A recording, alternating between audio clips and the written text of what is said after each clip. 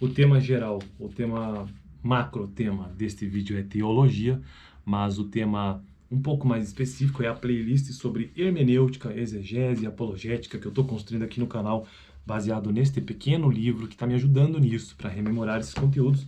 Curso de teologia que eu fiz há muito tempo, há bastante tempo, e eu estou gostando de trazer esses conteúdos para o canal, porque está me ajudando a relembrar. Um dia ainda pretendo cursar a faculdade do Ensino Superior de Teologia, que não vai ser agora, mas é bom que aí eu já tenho algum conteúdo gravado sobre isso também, que me ajuda até como forma de revisão.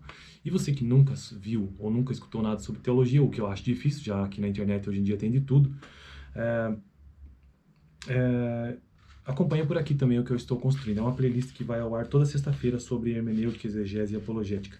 No vídeo anterior, eu fiz, ou nos vídeos anteriores, na verdade, eu fiz uma introdução, né, os fundamentos da hermenêutica bíblica. Nós estamos falando de hermenêutica bíblica, e basicamente hermenêutica significa a arte de interpretar textos. Isso é hermenêutica, de forma bem resumida.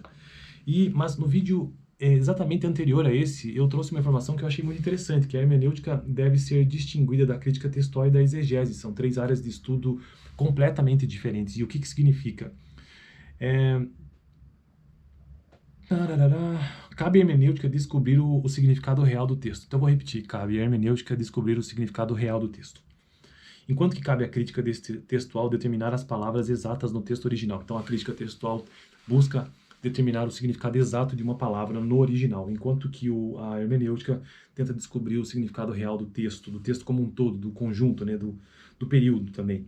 E cabe à exegese aplicar a aplicação das regras e princípios da hermenêutica. Então a exegese nada mais é do que a prática da hermenêutica ao texto. Então a hermenêutica busca o significado real do texto como um todo, enquanto que a crítica textual busca determinar as palavras exatas do texto original. E no vídeo de hoje, quero começar uma série de vídeos sobre a importância e a necessidade de hermenêutica.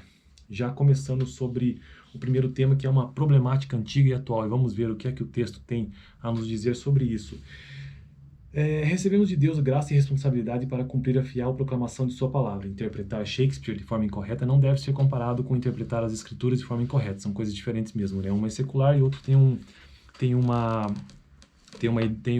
toda uma fundamentação religiosa que, para quem crê e para quem segue, é levado muito mais a sério. No primeiro caso, teremos consequências temporais, alvo de algum shakespeariano, entre aspas.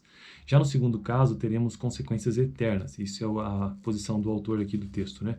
Todo leitor deve ter em mente que estamos lidando com a Bíblia, ou seja, com os pensamentos de Deus. Isso se você partir do pressuposto de que a Bíblia é uma revelação de Deus, que é o que eu acredito. Mas para quem estiver assistindo esse vídeo e você não acredita, talvez você não leve isso em conta.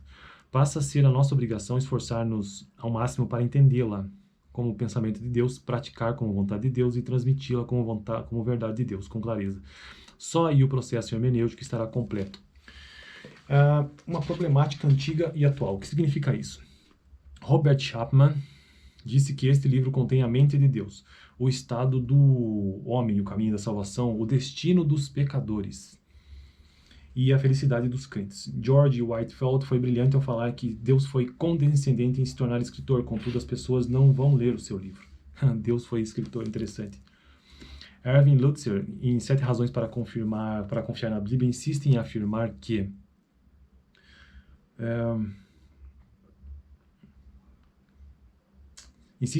a Bíblia é um livro de respostas, não de perguntas. A Bíblia, conforme foi escrita nos manuscritos originais, é infalível a palavra de Deus.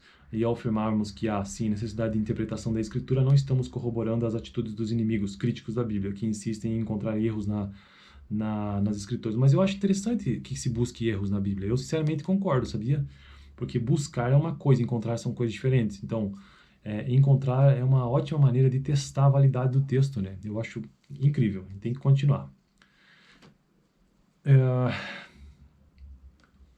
A problemática interpretação da Escritura não é uma invenção odierna, ou seja, moderna, criada nos púlpitos de igrejas. A própria Bíblia atesta que sua interpretação não ficou isenta de dificuldades. Em Daniel 9:2, vemos Daniel tendo que interpretar e compreender pelos livros a profecia do profeta Jeremias. Em Neemias 8:7-8, durante a renovação da aliança sob a liderança de Esdras, vemos simultaneamente os levitas lendo claramente e dando explicações de maneira que entendesse o que se lia, e com o auxílio do capítulo 13:24 compreenderemos que eles tinham que traduzir a lei do hebraico para o aramaico, a única língua que alguns povos conseguiam entender. Então já havia uma tradução, né? Já em Atos, conta-nos a história do etíope que lia a passagem de Isaías, porém não a compreendia. Indagado por Felipe, indagado por Felipe, né, que entendia o que ia lendo, este respondeu que não, convidando Felipe a que subisse em seu carro e lhe explicasse sobre a passagem que estava lendo. Pedro nos alerta que nenhuma profecia é de particular elucidação, apontando para 3 possibilidades. As profecias devem ser interpretadas à luz de outras passagens bíblicas. As profecias devem ser interpretadas à luz de outras passagens bíblicas. As profecias devem ter vários cumprimentos. As profecias devem ser interpretadas apenas com auxílio divino. Pedro ainda nos alerta que os ignorantes e instáveis deturpam os ensinamentos de Paulo, ou deturpavam aos Gálatas sobre a doutrina da justificação pela fé. Por fim, para finalizar o vídeo de hoje, apesar de antiga, tal problemática parece ter se acentuado por um breve momento ao longo do tempo, porém o distanciamento entre o leitor e o autor não deixa de levantar tal dificuldade nos tempos modernos, né? Bom, eu acho assim, a gente está lendo o texto aqui, a gente tem que entender que a Bíblia é um livro antiquíssimo. Só o Antigo Testamento foi escrito num período de 1000 anos, ali até o ano 400 a.C., aproximadamente, então teve um período de 1000 anos nesse inteirinho. E por mais ou menos 30 autores. Então é evidente que há uma dificuldade mesmo de você tentar interpretar ou tentar entender o seu texto de maneira hermenêutica. Claro que não é fácil. Se hermenêutica é a arte de interpretar textos, com base em suas regras, logicamente, é um texto desafiador. Isso precisa, acho que, ser compreendido por qualquer um que se debruça ou que se propõe a entender o livro, né? Beleza? Então o vídeo de hoje é sobre isso, sobre uma problemática antiga e atual. Eu acho que não é só a Bíblia que tem também essa dificuldade, né? Pensando agora em termos de textos, de modo geral, todos os textos apresentam algum tipo de dificuldade nesse sentido, né? De interpretação ou a sua interpretação. Veja aqui no final o vídeo que eu vou deixar do último que eu gravei sobre essa playlist de hermenêutica, e a gente se vê sexta-feira que vem, quando eu continuarei essa playlist tratando sobre as dificuldades sobre a interpretação de texto não significam erros. Valeu!